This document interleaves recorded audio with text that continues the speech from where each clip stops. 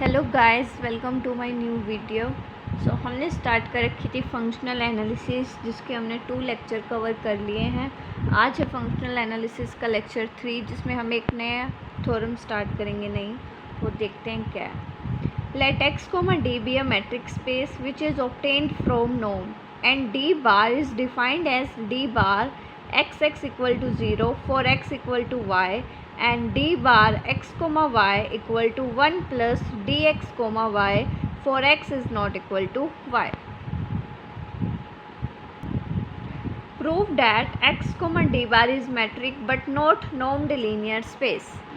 So हमें इसके अंदर गिवन है कि x comma d एक मेट्रिक स्पेस है जो कि ऑब्टेन्ड है किसी नोम से, और डी बार जो है वो इस तरीके से डिफाइन किया है कि अगर x और y की वैल्यू सेम होती है तो वो हमें 0 वैल्यू देता है। अगर x और y इक्वल नहीं होते हैं तो वो उसकी वैल्यू इक्वल होती है 1 plus D X comma Y. देखिए, हमें x कोमा डी एक मैट्रिक स्पेस गिवन है, x कोमा डी हमें एक मैट्रिक स्पेस गिवन है। डैट मीन्स d जो है हमारा x कोमा y पे एक मैट्रिक स्पेस है। मैट्रिक स्पेस है, डैट मीन्स वो मैट्रिक स्पेस की प्रॉपर्टी को सेटिस्फाई कर रहा है। तो उसका मतलब क्या है, d of x comma Y greater than equal होगा 0 के, d of x comma Y equal होगा 0 के if and only if x equal to y and d of X Y equal to d of Y X and d of X Y is less than equal to d of X Z plus d of Z comma Y. ये हमारे पास metric space की property होती थी 4, जो हम satisfy कराते थे। अब हमें क्वेश्चन में गिवन है कि डी एक मैट्रिक स्पेस है, डैट मीन्स वो ये चारों प्रॉपर्टी सेटिस्फाई कर रहा है। ओके, हम इसी का यूज़ करके हमें दिखाना है कि जो एक्स कोमा डी बार है ना, वो भी एक मैट्रिक स्पेस तो है, लेकिन वो एक नॉन लीनियर स्पेस नहीं है। सो हम इसका प्रूफ देखते हैं। हमें ये प्रूव करने की ये मैट्रिक है, तो हमें उसके लिए इसकी 4 प्रॉपर्टी सेटिस्फाई करनी है। ये डी के ऊपर है, हमें प्रूव करनी है डी बार के ऊपर। Okay, so D bar X comma X equal to 0 for X equal to Y. हमें गिवन है कि अगर उस पर दोनों वैल्यू सेम है तो वो 0 के इक्वल है। तो फर्स्ट प्रॉपर्टी क्या होती है कि वो जो डी स्पेस है वो ग्रेटर देन या फिर इक्वल होना चाहिए 0 के। तो इक्वल के लिए तो वो 0 आ गया, डेट मीन्स वो सेटिस्फाई कर रहा है।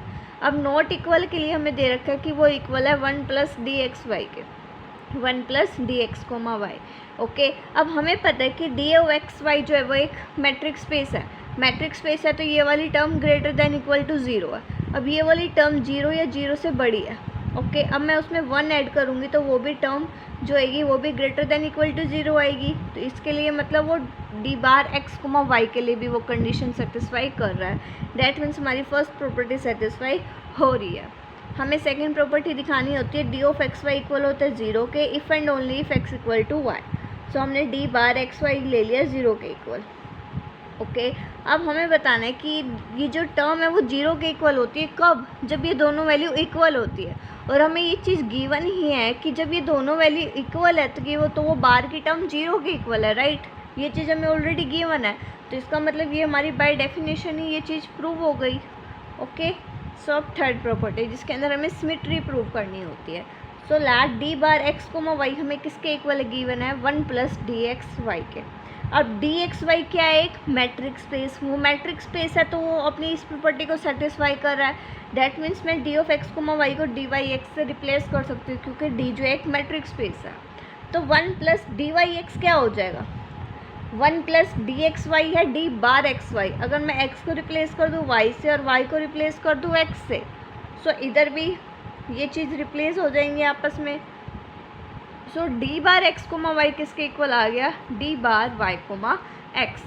नाउ फोर्थ प्रॉपर्टी, हमें पता है कि 1 plus D Y X, 1 plus D Y X less than होगा 1 plus D X Z plus 1 plus D Z Y, only D Z Y, क्योंकि डी एक मैट्रिक स्पेस है। हमें ऑलरेडी गिवन है कि डी एक मैट्रिक स्पेस है तो वो ये वाली प्रॉपर्टी अपनी सेटिस्फाई करेगा, राइट। डी एक मैट्रिक स्पेस है तो ये वाली प्रॉपर्टी अपनी सेटिस्फाई करेगा। Okay, that is less than equal to. अब इधर मैंने क्या किया, बोथ साइड ये 1 जो है इस पूरे के साथ है, तो 1 को एक बार मैंने इसके साथ लिख दिया और एक बार इसके साथ लिख दिया।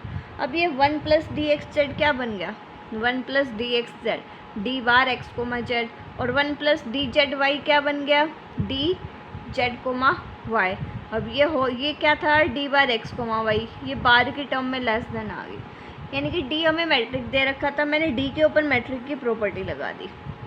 ओके, मैट्रिक की प्रॉपर्टी लगाने के बाद सेपरेट कर ली मैंने ये दोनों टर्म। सेपरेट करने के बाद मुझे ये टर्म जो है वो बार में मिल गई। इसका मतलब क्या हुआ, डी बार ने जो है अपनी मैट्रिक की चारों प्रॉपर्टी जो है वो सेटिस्फाई कर दी। So D bar X comma D bar is metric. अब हमें दिखाना है कि ये नॉर्म्ड लीनियर स्पेस नहीं है, तो हम अब इसकी प्रॉपर्टी देखेंगे। इसके लिए हम क्या दिखाएंगे, suppose D bar X comma Y equal to 1 plus D X Y is defined a norm on X. ये हमें क्वेश्चन में गिवन है कि डी बार इस तरीके का डिफाइन है। इसके ऊपर हम मान के चल रहे कि जो डी बार है वो इसके ऊपर एक नॉर्म डिफाइन कर रहा है। ओके, और वो नॉर्म इस तरीके से डिफाइन कर रहा है, norm of X minus Y के। हमने लास्ट प्रीवियस जो थ्योरम करी थी, हमने इसके अंदर भी प्रूफ किया था कि हर एक मैट्रिक स्पेस जो है नॉर्म लीनियर स्पेस नहीं होता। सेम वही प्रूफ इसमें होगा। नॉर्म हमने डिफाइन कर ली, norm of X minus Y. Scalars वाली मैंने इसके अंदर प्रॉपर्टी कराई। नॉर्म है तो वो स्केलर्स वाली प्रॉपर्टी को मस्ट सेटिस्फाई करेगा, तो उस प्रॉपर्टी लगा दी। दोनों बोथ साइड मैंने अल्फ़ा से मल्टीप्लाई कर दिया। अब इधर भी अल्फ़ा आ जाएगा, इधर भी अल्फ़ा। अल्फ़ा दोनों में से क्या आ गया, कॉमन। अब नॉर्म अल्फ़ा क्या है, एक स्केलर। नॉर्म में से जब कोई स्केलर बाहर आता है तो वो मोड के साइन के साथ बाहर आता है। ये हमने फर्स्ट लेक्चर में भी देखा था और सेकंड में भी देखा था। नॉर्म के अंदर अगर कोई स्केलर है और उस स्केलर को मैं नॉर्म में से बाहर निकाल रही हूँ तो वो मोड के साइन के साथ बाहर आएगा। सो अल्फ़ा बाहर आ गया मोड के साइन के साथ, अंदर बच गया norm of X minus Y. और norm of X minus Y को मैं क्या लिख सकती हूँ, D bar X comma Y, और ये हो गया मोड ऑफ अल्फ़ा। अब हमें सिंपली क्या करना है, लेफ्ट हैंड साइड को सोल्व करेंगे और राइट हैंड साइड को सोल्व करेंगे, जो इक्वल नहीं आएंगे, क्योंकि हमें पता है कोई भी matric space norm linear space नहीं होता। तो हम इन दोनों को सोल्व करेंगे और राइट हैंड साइड और लेफ्ट हैंड साइड हमारी इक्वल नहीं आएगी, हैंस वो नॉर्म लीनियर स्पेस नहीं होगा। लेफ्ट हैंड साइड को सोल्व करते हैं हम। अब लेफ्ट हैंड साइड हमारी क्या थी, D bar alpha X comma alpha Y. D bar alpha of X, यानी कि हमारा डी बार किस तरीके से डिफाइन था, इधर D bar X comma Y equal to 1 plus D of X comma Y. इस तरीके से हमें डी बार गिवन था क्वेश्चन के अंदर ही, D bar X comma Y equal to 1 plus D of X comma Y.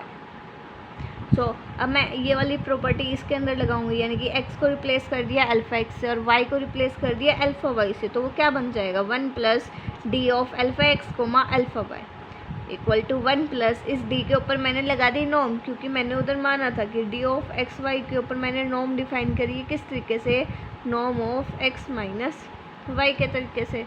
So D of alpha X और alpha Y के ऊपर मैंने नॉर्म लगा दी, जो बन गया alpha X minus alpha Y, क्योंकि क्या था वो एक्स माइनस वाई, तो एक्स इधर ये है, वाई इधर ये है।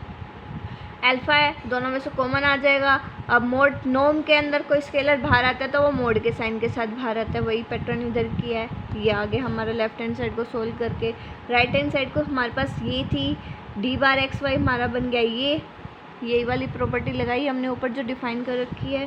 सो मॉड अल्फ़ा इधर है ही, और इधर जो है 1 प्लस डी एक्स वाई के ऊपर मैंने फिर से डी ऑफ एक्स वाई के ऊपर हमने क्या करी, एक नॉर्म डिफाइन कर दी, alpha X simple X minus Y.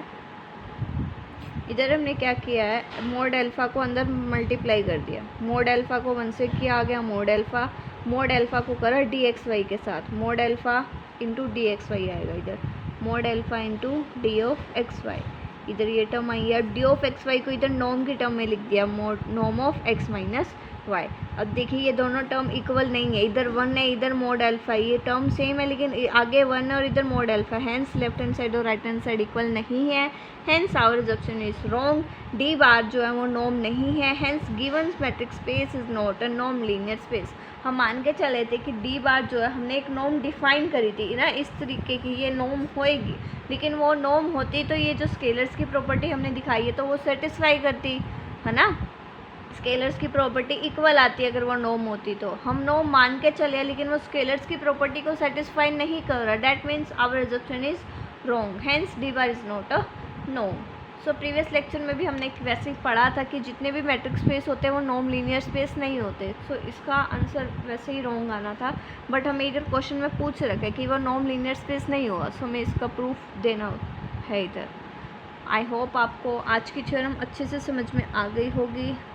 सो हम एक थ्योरम और कर लेते हैं हम इसके अंदर आज, ये वाली, जिसके अंदर हमें गिवन है कि if D is a metric space, D जो एक मैट्रिक स्पेस है, इंड्यूस होता है किसी नॉर्म से और नॉन लीनियर स्पेस, तो सेटिस्फाई करता है ये सारी प्रॉपर्टी। अगर कोई एक मैट्रिक स्पेस है, ओके, और वो एक नॉर्म से डिफाइन हो रहा है, किसी नॉर्म से बन रहा है वो मैट्रिक स्पेस, दैट इज हमने इधर डिफाइन किया था जैसे कि ये एक मैट्रिक स्पेस है, वो नॉर्म से इंड्यूस हो रहा है सिमिलरली, तो वो ये चारों प्रॉपर्टी सेटिस्फाई करेगा।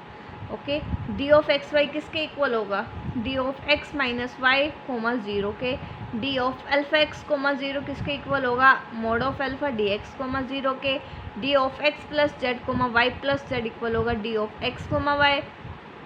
D of alpha X comma alpha Y equal होगा mod alpha D of X Y. इन चारों प्रॉपर्टी का प्रूफ देखते हैं हम एक बार। दे रखा है D of X comma Y. D of X Y को मैंने एक नॉर्म की टर्म में डिफाइन कर लिया, जैसे हमने पिछली लास्ट थ्योरम में डिफाइन करी थी।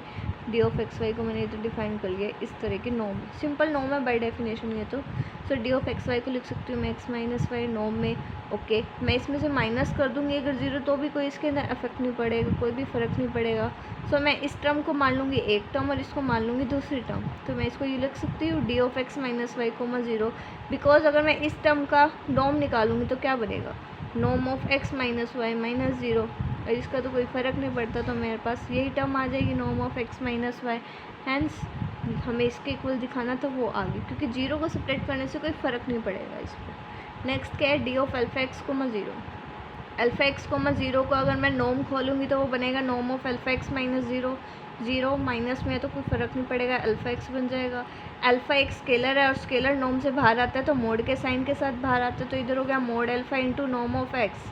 Mode alpha norm of x में से अगर मैं जीरो भी माइनस करूँगी तो एक्स ही बचेगा, तो कोई इफेक्ट नहीं पड़ेगा, मैं माइनस कर सकती हूँ। तो इधर हो गया मोड अल्फा, और इसको एक टर्म मान लिया और जीरो को अलग टर्म, तो मैं उसको लिख सकती हूँ D of X comma zero. Because ये तो हो गया mod alpha, D of x by zero को मैं खोलूँगी नॉर्म की टर्म में तो वो बनेगा एक्स माइनस ज़ीरो, तो उसका कोई अफेक्ट नहीं पड़ेगा ज़ीरो माइनस करने का। सो हमने ये ऐसे कर दिया। ओके, नेक्स्ट हमें दे रखा है D of X plus Z comma Y plus Z को इस फॉर्म में लाना है। X plus Z comma Y plus Z को नॉर्म की टर्म में खोलूँगी तो वो होता है X minus Y, that means X plus Z minus Y minus Z, because bracket आ जाएगा ना तो साइन चेंज हो जाएंगे उधर, जेड से जेड कैंसिल हो जाएगा, बच जाएगा norm of X minus Y, और norm of X minus Y किसके इक्वल होगा? डी ऑफ एक्स वाई के। Fourth point is our D of alpha X comma alpha Y. So इसके ऊपर नॉर्म अप्लाई करेंगे तो वो बन जाएगा alpha X minus alpha Y. Alpha दोनों में से कॉमन आ गया। अब अल्फा एक स्केलर है, वो नॉर्म के साथ बाहर आएगा तो मोड के साइन के साथ बाहर आएगा। ओके, सो ये बन गया मोड अल्फा, और एक्स माइनस वाई के नॉर्म को मैं लिख सकती हूँ D of X comma Y, और यही चीज़ हमें प्रूफ करनी थी। यानी कि कोई भी एक अगर मैट्रिक स्पेस किसी नॉर्म से इंड्यूस हो रहा है तो वो ये चारों प्रॉपर्टी सेटिस्फाई करेगा। जनरली हमने पिछले केस में भी ये वाली प्रॉपर्टी सेटिस्फाई करी है। देखो हमने इधर जो ये किया था उसको नॉर्म लीनियर स्पेस ना दिखाने के लिए कि alpha X comma alpha Y की प्रॉपर्टी दिखाई थी कि दोनों को अल्फ़ा से मल्टीप्लाई करती है और जो आंसर आया वो दोनों इक्वल आएंगे तो ही वो नॉर्म लीनियर स्पेस होएगा। ये वाली टर्म कि D bar alpha X comma alpha Y equal होगा mod of alpha D bar X comma Y के, और ये फोर्थ प्रॉपर्टी दोनों की दोनों सेम है ये वाली, है ना। तो किसी भी चीज़ को नॉन लीनियर स्पेस दिखाने के लिए हम उधर ये स्केलर वाली कोई भी प्रॉपर्टी सेटिस्फाई करा देते हैं। चारों प्रॉपर्टी सेटिस्फाई होनी चाहिए, हम जनरली ये वाली लेके चलते हैं क्योंकि अगर ये सेटिस्फाई होगी तो लगभग ऊपर वाली भी सेटिस्फाई हो जाती है। आई होप आज की वीडियो आपको अच्छे से समझ में आ गई होगी। Thank you so much for watching my video.